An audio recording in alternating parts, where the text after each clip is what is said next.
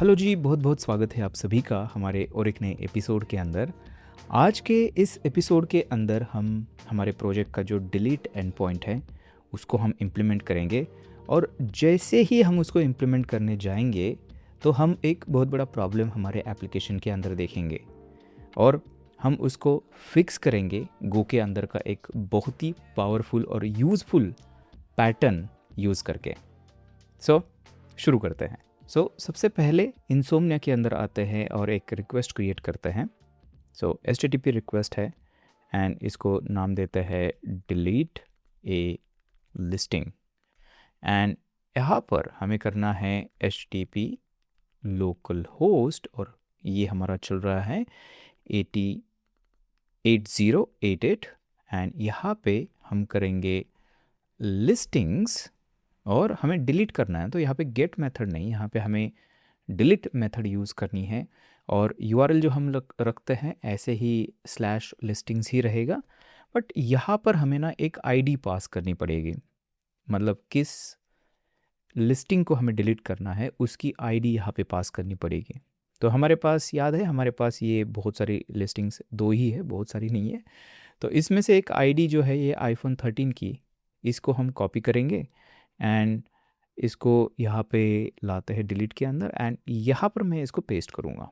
तो देखिए ये कुछ URL ऐसे बना है एंड एक बार जल्दी से चलते हैं हमारे टर्मिनल के अंदर और यहाँ पर मेक रन करते हैं इंसोम्निया के अंदर, वापस सेंड करते हैं। तो आप देख सकते हो 404 नॉट फाउंड, जो कि सही है, हमारे पास ऐसा कोई राउट है ही नहीं। तो चलिए उसको क्रिएट करते हैं सबसे पहले ताकि ये 404 चला जाए। उसके लिए चलते हैं हमारे कोड के अंदर एंड कोड के अंदर cmd API एंड main.go के अंदर यहाँ पर देखिए हमारे पास सारे राउट्स हैं ना। तो यहाँ पर मैं करूँगा mux.handlefunc एंड ये जो रिक्वेस्ट है ये है डिलीट HTTP मेथड है इसकी एंड यहाँ पे मैं करूँगा लिस्टिंग्स और उसके बाद अभी यहाँ पे जो है ना ये डायनामिक पैरामीटर इसको हम बोलते हैं, क्योंकि हमने देखा यहाँ पे ये हमने इस ID को पास किया है इस लिस्टिंग के, लेकिन ये हर बार चेंज होती रहेगी। अगर दूसरे हमें लिस्टिंग को डिलीट करना है तो यहाँ पे ID दूसरी होगी। तो यहाँ पे ये जो पैरामीटर है ना ये डायनामिक पैरामीटर है। तो हमें क्या करना पड़ेगा, यहाँ पे डायनामिक पैरामीटर के लिए हम ऐसे करली ब्रैकेट्स जो है उसको यहाँ पर यूज़ कर सकते हैं। तो यहाँ पर लिखेंगे ID, यहाँ पे कुछ भी आप नाम दे सकते हो लेकिन ये नाम याद रखना है क्योंकि बाद में ये यूज़ होगा इसको गेट करने के लिए।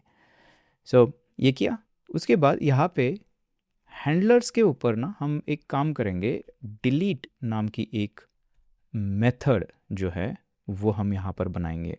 अब ये यहाँ पर आप देखना थोड़ा सा कन्फ्यूजन जो है यहाँ पे हो जाएगा। ये लिस्ट है एंड यहाँ पे मे बी हमें डिलीट लिस्टिंग ऐसा कुछ करना पड़ेगा एंड यहाँ पे गेट लिस्टिंग थोड़ा सा ऐसा करना चाहिए था, जो कि थोड़ा सा बेटर नेमिंग कन्वेंशन यहाँ पे होता था।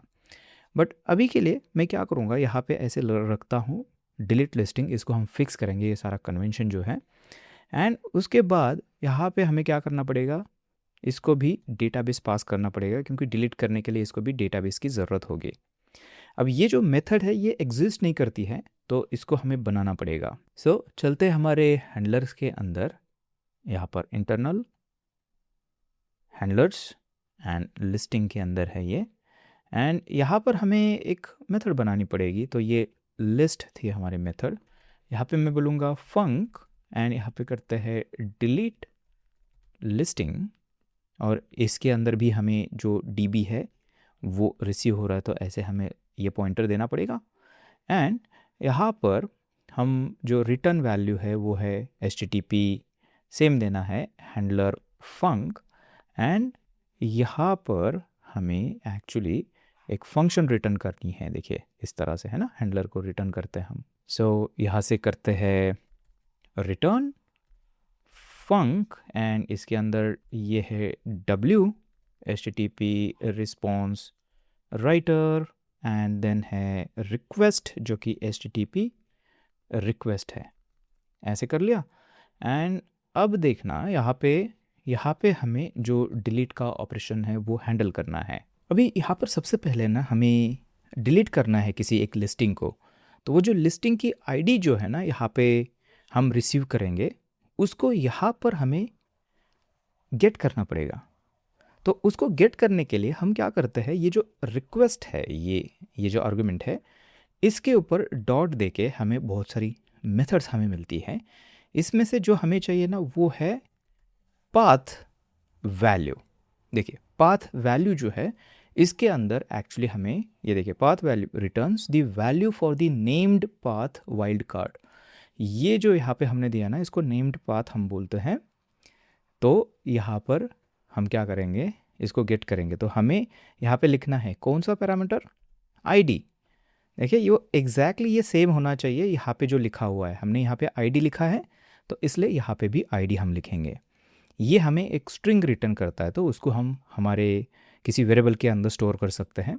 फॉर एग्जांपल आईडी ऐसे करके स्टोर कर दिया यहाँ पर। बढ़िया, अब आईडी यहाँ पर आ गई। मैं जल्दी से इसको आपको प्रिंट करके भी दिखाऊंगा ताकि चीज़ें यहाँ पर क्लियर हो जाए। सो आईडी एंड आईडी यहाँ पे मैं प्रिंट करता हूँ। और यहाँ पे जो रिक्वेस्ट हमारी वो हैंग ना हो जाए इसलिए हम यहाँ से राइट डब्ल्यू के ऊपर राइट कर लेते हैं कुछ। और यहाँ पे हमें पता है कि ये वाइट स्लाइस होती है तो यहाँ पे कुछ भी अभी के लिए रिटर्न कर लेते हैं। सेव कर लेते हैं इसको और चलते हैं टर्मिनल के अंदर और मेक रन अगर हम करेंगे यहाँ पर तो ये एक बार स्टार्ट, ओके स्टार्ट यहाँ पर नहीं हो रहा है क्योंकि ये एड्रेस जो है ये ऑलरेडी यहाँ पर एग्जिस्ट करता है। शायद ये जो पोर्ट है ये क्लोज़ नहीं हुई है मेरी, तो मैं जल्दी से इसको कर लेता हूँ। ओके सो मेरे दूसरे टैब के अंदर ये सेम एप्लीकेशन चल रहा था, इसकी वजह से हम रन नहीं कर पा रहे थे। मेक रन अभी अगर करते हैं तो अभी ये शुरू हो जाएगा। एंड अभी चलते हैं इंसोम्निया के अंदर, सेंड अगर करते हैं तो ओके यहाँ पर आप देखना। एंड टर्मिनल के अंदर हमें वो एग्जैक्टली वो आईडी दिखेगी जो हमने पास की थी। देखिए 4B81 है ना, यहाँ पे देखिए 4B81। तो हम ये जो पैरामीटर है उसको गेट कर पा रहे हैं। अब चलते हैं वापस कोड के अंदर एंड अब हमें आईडी मिली है तो हम डायरेक्टली डिलीट कर सकते हैं। तो यहाँ पर हमारे पास DB भी है तो DB के ऊपर हम डिलीट क्वेरी जो है हमारी SQL क्वेरी वो अभी यहाँ पर रन करेंगे। सो यहाँ पर करते हैं। अभी यहाँ पर देखिए ये जो DB है ना इसके ऊपर अगर हमें डिलीट क्वेरी रन करनी है, सबसे पहले तो हमें क्वेरी करने के लिए हम क्वेरी मेथड कॉल कर रहे थे, लेकिन डिलीट क्वेरी जो है उसको करने के लिए हम क्वेरी मेथड, क्वेरी तो सिर्फ क्वेरी करने के लिए होता है, हमें डिलीट करना है तो एक कमांड एग्जीक्यूट करनी है। तो इसके ऊपर ना एक exec नाम की मेथड हमें मिलती है, उसको हम यहाँ पर यूज़ कर सकते हैं। एंड यहाँ पर हम जो भी हमारी SQL क्वेरी है वो लिखेंगे। तो SQL क्वेरी कैसी होती है डिलीट करने वाली, बड़ी सिंपल होती है। देखिए यहाँ पे हम ऐसे करेंगे डिलीट और यहाँ पे लिखना है फ्रॉम एंड हमारा जो टेबल है वो है लिस्टिंग्स। एंड यहाँ पे हमें लिखना होता है वेयर, जो क्लॉज है वो बहुत ज़्यादा ज़रूरी नहीं तो सारी चीज़ें डिलीट हो जाएगी, ठीक है। यहाँ पे करना है आईडी इज़ इक्वल टू, और पोस्टग्रेस के अंदर ना हम ऐसे करते हैं, देखिए इसको प्लेस होल्डर हमें देना होता है। प्रिपेयर्ड स्टेटमेंट बेसिकली हम यहाँ पे क्रिएट करते हैं, डायरेक्टली यहाँ पर ऐसे आईडी पास नहीं करते हैं, नहीं तो वो SQL इंजेक्शन यहाँ पर हो सकता है। तो उससे बचने के लिए हम सबसे पहले तो यहाँ पे प्लेस होल्डर ऐसे देते हैं एंड देन यहाँ पे उसको बाइंडिंग किया जाता है। तो सेकेंड पैरामीटर आप देखना exec का क्वेरी है और उसके बाद है आर्ग्यूमेंट्स। तो आर्ग्यूमेंट्स मतलब ये जो प्लेस होल्डर 1 हमने लिखा हुआ है उसकी क्या वैल्यू है, तो मैं बोलूँगा वो आईडी है, यहाँ पर जो दिख रही है ना वो आईडी है, ठीक है। इसको ऐसे कर लेते हैं, सेव करते हैं। अब देखना ये जो exec है ना ये क्या रिटर्न करता है, ये हमें SQL रिजल्ट रिटर्न करता है एंड एरर रिटर्न करता है। तो हमें इसको गेट करना होगा। सो उसके लिए हम यहाँ पर रिजल्ट लिखेंगे एंड एरर लिखेंगे ऐसे। एंड हमें पता है कि एरर को हमें तुरंत हैंडल भी करना होता है, तो यहाँ पे हम यहाँ पे कर लेते हैं if error not equal to nil. अगर ऐसा है तो हम क्या करेंगे, तुरंत यहाँ से सबसे पहले तो लॉक करते हैं ना, अभी तक जो हम करते आए हैं प्रिंट एफ। एंड यहाँ पे मैं बोलूँगा कि ये डिलीट के टाइम हुआ है तो यहाँ पे ऐसा कुछ कर सकते हैं। एंड यहाँ पे W एंड यहाँ पे एरर जो है इस तरह से हम कर सकते हैं। एंड उसके बाद हमें क्लाइंट को रिस्पॉन्स भी भेजना है तुरंत, तो HTTP के ऊपर जो हमने देखा है एरर मेथड हम कॉल कर रहे हैं, यहाँ पे हम W पास करते हैं, देन यहाँ पे हम इंटरनल एरर, अभी तक ये ऐसे जो हम लिख रहे हैं ना कि एग्जैक्टली नहीं बता रहे कि क्या प्रॉब्लम हुआ, ये हम डेलिबरेटली यहाँ पर कर रहे हैं, ठीक है। इसके बारे में हम आगे जाके डिस्कस करेंगे, एरर हैंडलिंग जो भी कवर करेंगे। हम जानबूझ के ये चीज़ें जो है ना, इंटरनल चीज़ें लीक नहीं करते हैं क्लाइंट को हम भेजते नहीं कि एग्जैक्टली क्या हुआ है, ठीक है। इसका रीज़न है, आगे जाके डिस्कस करेंगे। सो यहाँ पे हमें क्या करना है, HTTP और यहाँ पे इंटरनल सर्वर एरर जो है वो इस तरह से पास करेंगे, एंड रिटर्न हम यहाँ से ऐसे करते हैं, ओके। एंड जो रिज़ल्ट होता है ना, रिज़ल्ट के ऊपर क्या क्या हमें मिलता है, देखिए ऐसे जल्दी से हम देख सकते हैं। Result dot last insert ID है एंड रोज़ अफेक्टेड है। अब लास्ट इंसर्टेड ID जो है वो जब भी हम क्रिएट करेंगे रिकॉर्ड को, तभी हमारे लिए ये यूज़फुल हो सकती है। रोज़ अफेक्टेड अगर आपको चेक करना है फॉर एग्ज़ाम्पल कि क्या सच में ये डिलीट हुआ है कि नहीं हुआ है जो भी हमने किया था, तो उसको हम चेक कर सकते हैं। देखिए यहाँ पे कितने रोज़ अफेक्ट हुए हैं और एरर ये रिटर्न करता है। तो यहाँ पे रोज़ और मे बी एरर को हम ऐसे फिर से एक बार ऐसे गेट करके यहाँ पे चेक कर सकते हैं कि ये रोज़ अगर मे बी 0 है ना, ऐसे चेक कर सकते हैं। अगर रोज़ 0 है इसका मतलब कोई भी रिकॉर्ड जो है डिलीट नहीं हुआ, क्योंकि 0 अफेक्टेड रोज़ है, वो कर सकते हैं। फिर हम क्लाइंट को जो है मैसेज भेज सकते हैं कि आपका जो आपकी जो ID का जो रिकॉर्ड है वो मिला नहीं डेटाबेस के अंदर। हम ऐसे भी कर सकते हैं अगर आपकी ऐसी बिजनेस की यूज़ केस है तो। लेकिन मैं पर्सनली क्या करता हूँ, ऐसे मैसेजेस मैं रिटर्न नहीं करता हूँ। क्यों नहीं रिटर्न करता हूँ? क्योंकि क्या होता है ना, उससे सामने वाले को पता चल जाता है कि क्या कौन से रिकॉर्ड एग्जिस्ट करते हैं, कौन से नहीं एग्जिस्ट करते हैं। तो ये एक ट्रिक यहाँ पर, सिक्योरिटी ट्रिक हम यूज़ करते हैं कि हम ये जो होता है ना, ये डिलीट वाली जो काम होता है ना, वो ID मिले ना मिले कोई दिक्कत नहीं, हम हमेशा यहाँ से सक्सेस जो है वो रिटर्न करते हैं। सक्सेस मतलब डिलीट होने के बाद, ठीक है, हम हमेशा सक्सेस रिटर्न करते हैं। अगर जेन्युइनली कुछ प्रॉब्लम है डिलीट के टाइम तो उसको हम यहाँ पे वो कर सकते हैं, बट वो रिकॉर्ड मिला नहीं डिलीट करने के लिए, वो ऐसे मैसेजेस हम क्लाइंट को सेंड नहीं करते हैं, ओके। अगर चाहो तो आप कर लेना, ठीक है। इसके लिए आपको मैंने दिखाया कि क्या करना है, अफेक्टेड रोज़ आप गेट कर सकते हो। तो मैं यहाँ पे अंडरस्कोर लगाऊँ क्योंकि उसको मैं यूज़ नहीं कर रहा हूँ। उसके बाद यहाँ पर हमें क्या करना है, हमें यहाँ से वापस भेजना है मैसेज, है ना। तो मे बी हम क्या कर सकते हैं, यहाँ से हम स्टेटस, यहाँ पे हमें ये फिगर आउट करना पड़ेगा कि 200 स्टेटस कोड बाय डिफ़ॉल्ट तो वही होता है, क्या 200 सेंड करना है, या फिर बहुत बार हम क्या करते हैं, जो डिलीट एंड पॉइंट होता है वहाँ पर हम जो 200 है वो नहीं सेंड करते हैं। वहाँ पर हम करते हैं कौन सा वाला, मैं आपको दिखाता हूँ। यहाँ पर W, और आपको याद है हम क्या करते हैं स्टेटस सेंड करने के लिए, यहाँ पे करते हैं राइट हेडर, एंड इसके अंदर मैं करूँगा http.status नो कंटेंट, ये वाला देखिए। एंड इसको अगर हवर करोगे तो आप देखोगे 204 है, इसका मतलब बॉडी के अंदर सेंड करने के लिए कोई कंटेंट हमारे पास नहीं है। तो ये जनरली डिलीट के अंदर हम रिटर्न करते हैं। अगेन ऐसा कोई रूल नहीं है कि आपका यही होना चाहिए, आपके बिजनेस के हिसाब से आप यहाँ पे जो भी आपको रिटर्न करना है, मे बी जेसन रिटर्न करना है, सक्सेस ट्रू, सक्सेस ओके, है ना, जो भी करना है आपके हिसाब से। इनफैक्ट हम भी आगे जाके इसका जब भी एनवलप हम बनाएंगे रिस्पॉन्सेस का, एरर्स का, तो तभी इसके ऊपर फिर से हम जो है रिविजिट इसको करेंगे। बट अभी के लिए ये हम कर रहे हैं, और ये आपका डिलीट एंड पॉइंट है। अब यहाँ पे एक चीज़ नोटिस करना, यहाँ पे कहीं पे भी हमने वैलिडेशन वगैरह नहीं लगाया है।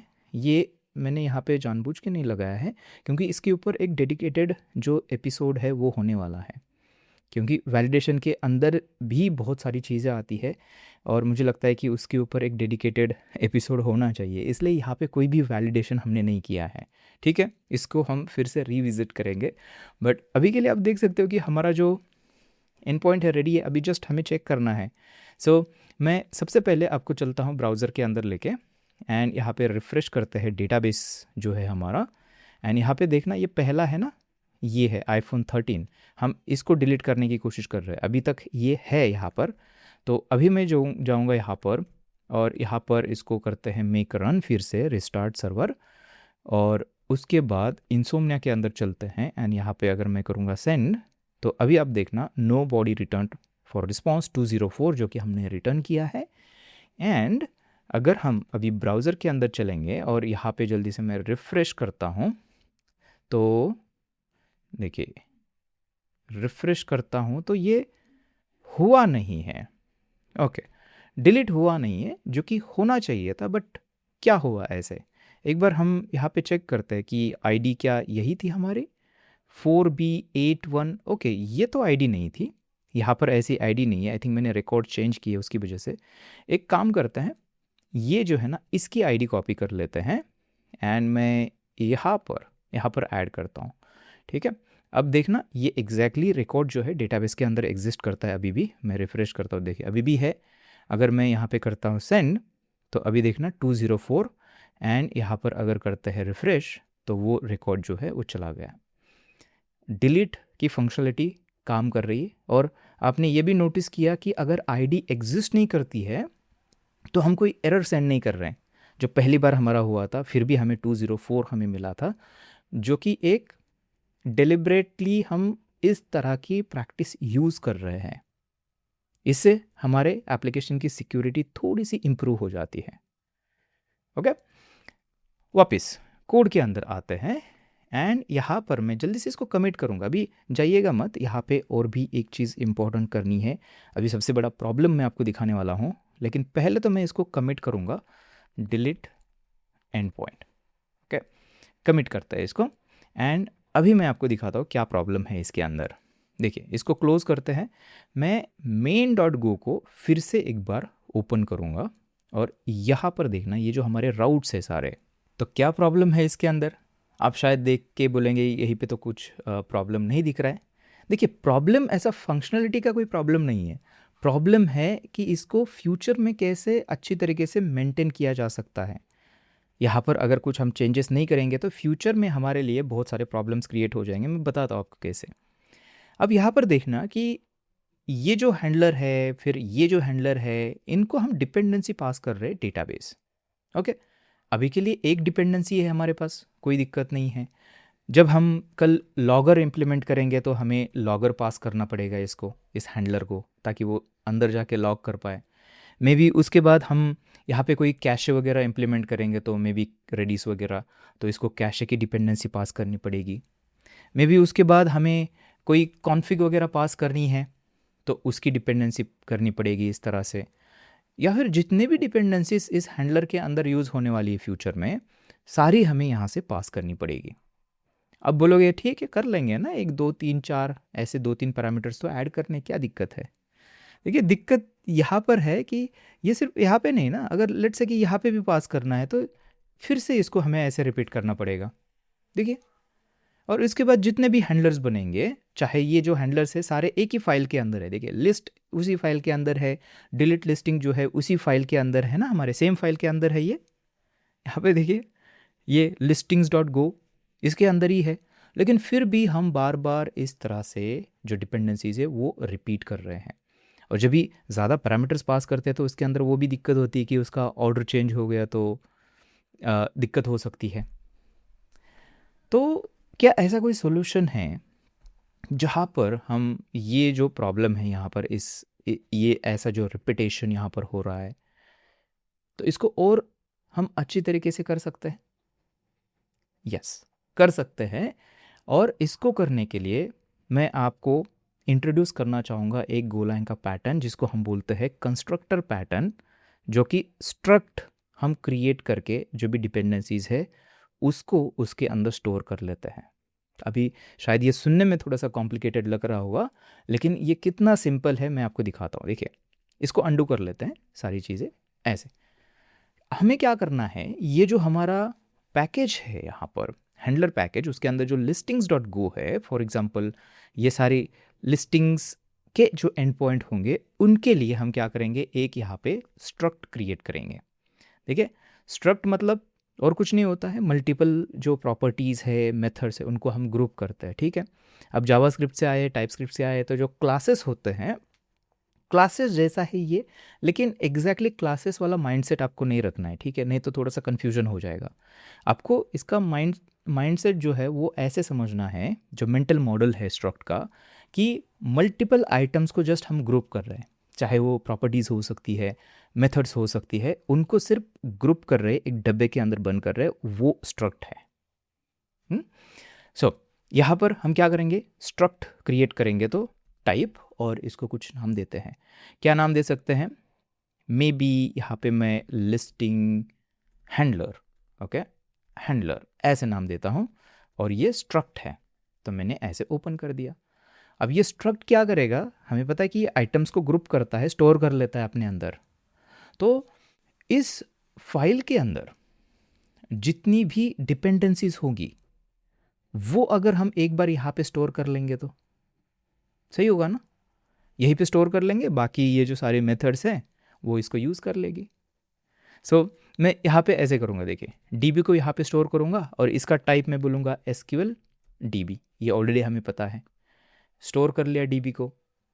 अब यहाँ पे हमें क्या करना पड़ेगा, इसको सेट भी तो करना पड़ेगा ना इसके अंदर, कि डेटाबेस कनेक्शन हम सेट कर दिया तो स्टोर हो जाए।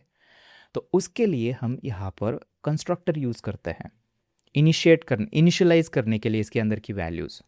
अब ये कंस्ट्रक्टर मतलब गोlang के अंदर ऐसा कोई पर्टिकुलर पैटर्न तो है ये, लेकिन ये ऐसा स्ट्रक्ट को कनेक्टेड नहीं होता है। कंस्ट्रक्टर मतलब जस्ट हम एक फंक्शन क्रिएट करेंगे, उसका काम होगा कि ये जो स्ट्रक्ट है उसको कंस्ट्रक्ट करना, इसलिए हम उसको कंस्ट्रक्टर बोल रहे हैं। जैसे दूसरे प्रोग्रामिंग लैंग्वेजेस के अंदर लैंग्वेज, वो जो कंस्ट्रक्टर होता है वो एक्चुअली उस क्लास का पार्ट होता है और उसको बनाने का एक तरीका होता है। गो के अंदर ऐसा नहीं है। गो के अंदर जस्ट कोई भी फंक्शन अगर उस स्ट्रक्ट को अगर वो कंस्ट्रक्ट कर रही है तो उसको हम बोलते हैं कंस्ट्रक्टर। ओके, सो यहाँ पे मैं क्या करूँगा, एक फंक बनाऊँगा फंक्शन, और यहाँ पे जो हम ईडीएम यूज़ करते हैं या फिर कन्वेंशन यूज़ करते हैं कंस्ट्रक्टर फंक्शंस के लिए, वो ऐसे करते हैं, न्यू से शुरू करते हैं, एंड उसके बाद यहाँ पे जो भी हमारा स्ट्रक्ट है उसका यहाँ पे नाम देना है आपको। सो हमारे केस में लिस्टिंग हैंडलर, ये एक फंक्शन है, और ये रिसीव करेगी वो चीज़ें जो हमें इनिशियलाइज करनी है। तो हमारे केस में क्या है, यहाँ पे ये रिसीव होने वाला है, ये चाहिए हमें, तो मैं यहाँ पर इस फंक्शन के अंदर रिसीव करूँगा ऐसे, एंड उसके बाद हमें अभी इस स्ट्रक्ट को इनिशियलाइज करना है, तो मैं बोलूँगा यहाँ से रिटर्न कर दो इस स्ट्रक्ट को लिस्टिंग हैंडलर, एंड इसके ऊपर जो डीबी आया है उसको सेट कर दो। देखिए हो गया, ये हो गया परफेक्ट। अब ये एरर देगा कि टू मेनी रिटर्न वैल्यू। जब भी आपको ऐसा मैसेज दिखेगा, इसका मतलब आपने इसका रिटर्न वैल्यू यहाँ पे मेंशन नहीं किया है कि क्या टाइप है, वैल्यू ने रिटर्न टाइप क्या है वो मेंशन नहीं किया है। तो मैं यहाँ पर बोलूँगा कि इसका जो रिटर्न टाइप है वो लिस्टिंग हैंडलर है, ये स्ट्रक्ट टाइप है। सो ये चल गया। देखिए यहाँ पे और एक चीज़ हम करेंगे, अभी देखिए यहाँ से मैंने ना लिस्टिंग हैंडलर जो है स्ट्रक्ट की वैल्यू रिटर्न की है। एक बेटर तरीका ये होगा कि यहाँ पे हम पॉइंटर रिटर्न करें, उससे क्या हो जाएगा कि अननेसेसरी कॉपी यहाँ पे नहीं होगी, क्योंकि वैल्यू रिटर्न करते हैं तो वो कॉपी इसकी रिटर्न कर रहा है। एंड अगर हमारे एप्लीकेशन के अंदर चाहते हैं कि हम इसका एक सिंगल हमेशा इंस्टेंस हो, तो हम क्या करेंगे, बेटर ये है कि हम यहाँ से पॉइंटर रिटर्न करें, मतलब रेफरेंस रिटर्न करें, ताकि कितनी भी बार ये कॉल करें हम हमेशा हम इसी स्ट्रक्ट की बात कर रहे, इसी स्ट्रक्ट की, ये जो यहाँ पे इनिशियलाइज़ किया है, क्योंकि रेफरेंस हम रिटर्न कर रहे हैं। अब ये कंप्लेंट करेगा यहाँ पे, तो यहाँ पे हमें ऐड ऐसे देना है $, ताकि ये एक्चुअली पॉइंटर रिटर्न करें। देखिए अब ये और इसका कोई रिलेशन नहीं है, ये जस्ट एक नॉर्मल फंक्शन है, बट इसको कंस्ट्रक्टर हम इसलिए बोल रहे क्योंकि इसने इस स्ट्रक्ट को कंस्ट्रक्ट करके हमें दिया है वापस। ओके, तो स्ट्रक्ट हो गया, कंस्ट्रक्टर यहाँ पर हो गया। अब हमें क्या करना है, अब यहाँ पे एक चीज़ करनी है कि ये जो मेथड्स हैं इनके अंदर यहाँ पर हमें डीबी चाहिए। देखिए अभी ऐसे नहीं करेंगे, यहाँ से रिसीव नहीं करेंगे इसको, ठीक है, यहाँ से रिसीव नहीं करेंगे, और यहाँ से अगर रिसीव नहीं करते हम तो हमें ये अंदर की फंक्शन भी नहीं चाहिए ना, वो हमने बाहर ये रैपर फंक्शन इसलिए बनाई थी ताकि हम इस तरह से डीबी को रिसीव कर पाए। सही है ना? सो अभी अगर ये है ही नहीं तो अंदर की बाहर की ये फंक्शन चाहिए ही नहीं ना हमें। हम क्या कर सकते हैं, डायरेक्टली यहाँ पर ये जो है ना, ये डायरेक्टली मैं यहाँ पे पेस्ट कर सकता हूँ। देखिए ऐसे, अब ये हैंडलर यहाँ से चला जाएगा, ऐसे रिटर्न वैल्यू नहीं है। एंड मैं इसको अभी हटा दूंगा यहाँ से, कोई ऐसे रिटर्न तो नहीं कर रहे हम। देखिए सेम चीज़ मैं यहाँ पे भी करूँगा, इसको मैं ऐसे कर लेता हूँ। एंड आई थिंक हमने missing return okay, return missing है इसके अंदर। एंड यहाँ पे मैं देख लेता हूँ क्यों, हाँ क्योंकि यहाँ पे हमें ऐसे करना पड़ेगा। ठीक है, अब देखिए फिक्स हो गया ना। क्या किया हमने, देखिए यहाँ पे थोड़ा सा आप कंफ्यूज हो सकते हो। हमने जस्ट उसका रैपर था ना बाहर का क्लोजर, वो हटा दिया है। वो हटा दिया क्योंकि अभी डीबी यहाँ से हम रिसीव नहीं करेंगे फंक्शन से। देखिए हर बार यहाँ से पास कर रहे थे ना, ऐसे पास नहीं करना है हमें हर बार, तो इसलिए मैंने यहाँ से हटा दिया उसको। तो यहाँ पे रैपर की अभी ज़रूरत ही नहीं, तो जो रैपर है वो हटा दिया। डायरेक्टली हमने वो इसी फंक्शन को हैंडलर बना दिया। अब हमें डीबी चाहिए। अब डीबी कैसे मिलेगा? डीबी तो हमारे स्ट्रक्ट के अंदर है स्टोर्ड। अब स्ट्रक्ट की प्रॉपर्टी अगर हमें एक्सेस करनी है तो गो के अंदर हमें क्या करना पड़ता है, ये जो मेथड्स होती है उनको हमें स्ट्रक्ट के ऊपर अटैच करना होता है। जैसे क्लासेस के ऊपर मेथड्स होती है ना, वैसे हम स्ट्रक्ट के ऊपर मेथड्स को अटैच कर सकते हैं। और उसके लिए हम क्या करते हैं, यहाँ पे थोड़ा सा वियर्ड सिंटैक्स हम यूज़ करते हैं। ये जो फंक कीवर्ड है ना, इसके बाद हम ऐसे, देखिए ऐसे करते हैं। एंड यहाँ पर हम देखिए, यहाँ पे हम जो स्ट्रक्ट है उसका रेफरेंस हम रिसीव करते हैं। तो हमारा है लिस्टिंग हैंडलर, तो मैं LH लिखूँगा ऐसे, लिस्टिंग हैंडलर। और इसका टाइप हमें देना है जो कि है लिस्टिंग हैंडलर। जैसे हम ऐसे करेंगे तो अब क्या हो जाएगा, अब इस स्ट्रक्ट जो है उसको ये मेथड जो है वो अटैच हो जाएगी। अब ये सिर्फ फंक्शन नहीं है, ये अभी उस स्ट्रक्ट की मेथड है। और यहाँ पे ये जो हमने किया ना, इसको नाम भी है, ठीक है, इसको हम बोलते हैं मेथड रिसीवर। इस तरह से ओके, एक तरह से हम स्ट्रक्ट को ये मेथड अटैच कर रहे हैं। अब यहाँ पे हमें क्या करना है, अभी LH हमारे पास है, इसका मतलब उसके ऊपर जो भी प्रॉपर्टीज़ और मेथड होगी उसको हम एक्सेस कर सकते हैं। तो यहाँ पे DB की जगह मैं लिखूँगा, इसके अंदर आगे ऐड करूँगा LH.DB, क्योंकि अभी LH के ऊपर सारी प्रॉपर्टी अवेलेबल हो जाएगी। देखिए LH डॉट करूँगा तो DB और लिस्ट मेथड भी आपको यहाँ पर दिखेगी। तो हमने जो यूज़ किया है LH.DB इस तरह से। ओके, देखिए सिंपल है, ये हो गया, ये वाली मेथड हो गई। इसको भी कर लेते हैं, डिलीट वाले को, इसको भी फिक्स कर लेते हैं। क्या करना है, अंदर का ये जो रिटर्न फंक्शन है वो बस हटा देना है हमें। तो मैं जल्दी से इसको रिप्लेस करता हूँ इससे, एंड इसको हटा देते हैं यहाँ से, ये एक हटा देते हैं। एंड ये देखिए ये भी हो गया। यहाँ पे बस हमें एक मेथड रिसीवर डालना है, तो ऐसे, एंड यहाँ पे LH लिस्टिंग हैंडलर, ये भी अभी अटैच हो गई। यहाँ पे बस लिखना है LH.DB exec। देखिए ये भी अभी कंप्लेंट नहीं कर रहा है, राइट। अब देखिए यहाँ पे ना और एक चीज़ है, यहाँ पे बहुत बार आप ये जो है ना पॉइंटर देखोगे, ऐसे पॉइंटर रिसीव किया जाता है। तो यहाँ पे हम वैल्यू रिसीव कर रहे हैं, कोई दिक्कत नहीं है। इसका रीज़न मैं आगे जाके आपको बताऊंगा कि पॉइंटर कभी रिसीव करते हैं और नॉर्मल वैल्यू कभी रिसीव करते हैं, कोई बड़ी बात नहीं है इसके अंदर, ठीक है। कोई ज़्यादा फ़र्क यहाँ पर आपके लिए पड़ेगा नहीं। अभी के लिए हम जो वैल्यूज़ है वही रखेंगे। और अब हमारी जो main.go है ना, ये यहाँ पे कंप्लेंट करेगी, क्योंकि अभी लिस्ट मेथड के अंदर कोई ऐसे हमारा DB तो पास नहीं कर रहे हम, राइट, वो हटा ही दिया हमने। अब हमें क्या करना पड़ेगा, सबसे पहले तो यहाँ पर ये जो स्ट्रक्ट है ना, इसको इनिशियलाइज करने के लिए हमारे पास एक मेथड है, उसको इनिशियलाइज करना पड़ेगा। तो न्यू लिस्टिंग हैंडलर जो है उसको कॉल कर सकते हैं हम। तो मैं यहाँ पे करूँगा, देखिए यहाँ पर करता हूँ, एंड यहाँ पर लिस्टिंग हैंडलर ऐसे नाम देते हैं। एंड यहाँ पर करना है न्यू लिस्टिंग हैंडलर, ये हैंडलर से ही आएगा। देखिए हैंडलर्स पैकेज का ही पार्ट है ना। अब इसके अंदर क्या पास करना है, डीबी पास करना है, तो मैं यहाँ पे डीबी पास करूँगा जो डिपेंडेंसी थी।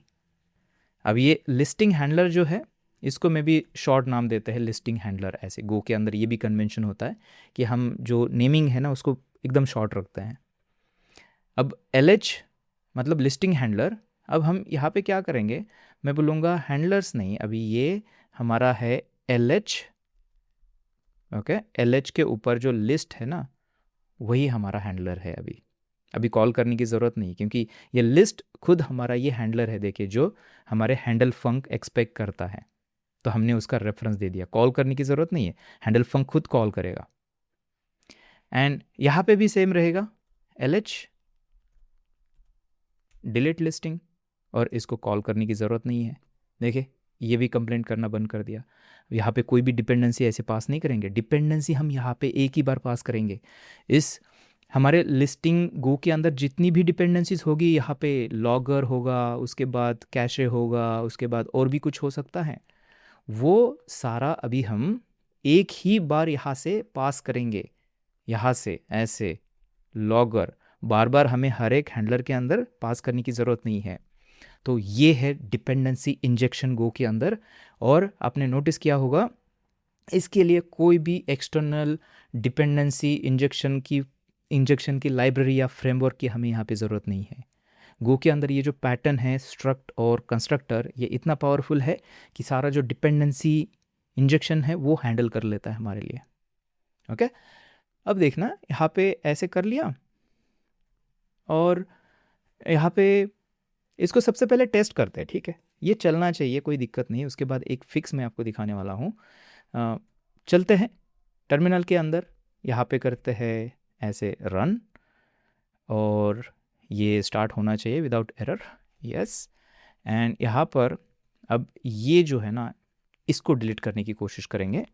सो इंसोम्निया, एंड यहाँ पर मैं देखिए ये आईडी पेस्ट करता हूँ, अभी सेंड करते हैं। तो देखिए 204 नो कंटेंट, यहाँ पर रिफ्रेश चला गया।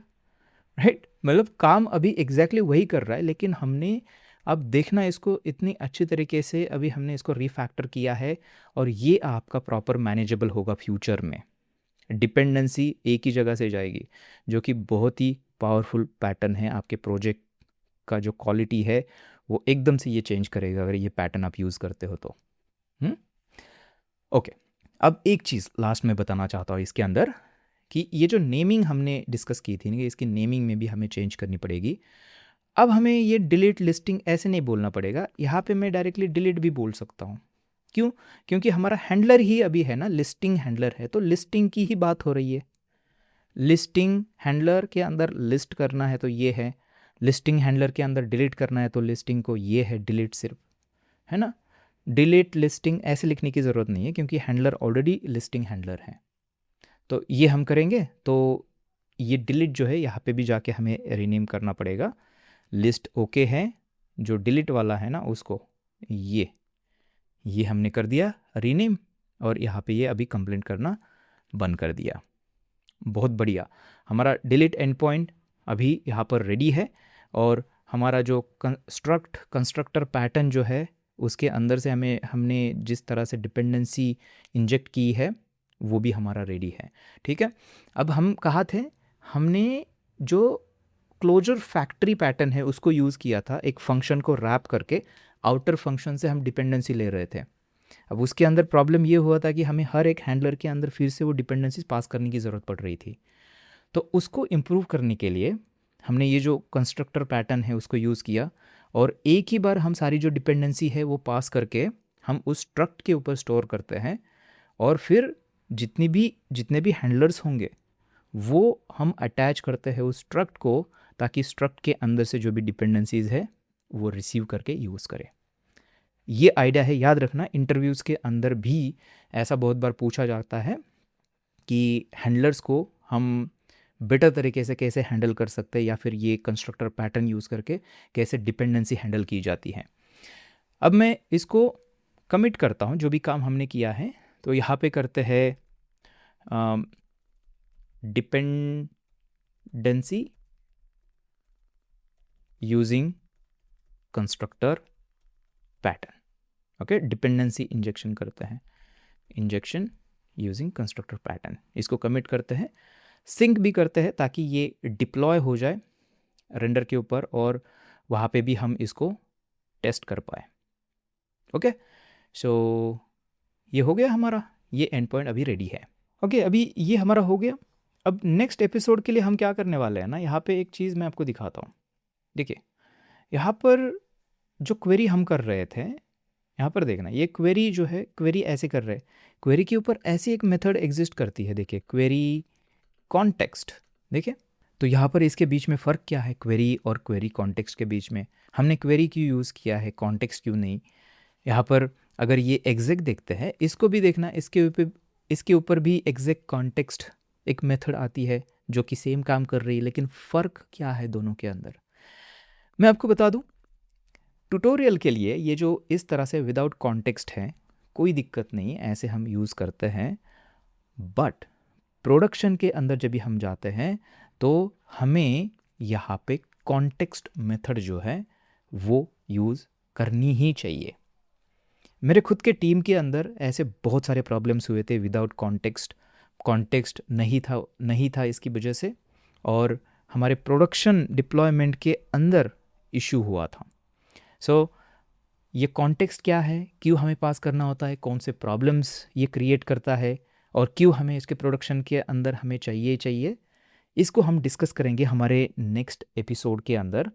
तो मैं आपसे वही मिलता हूँ।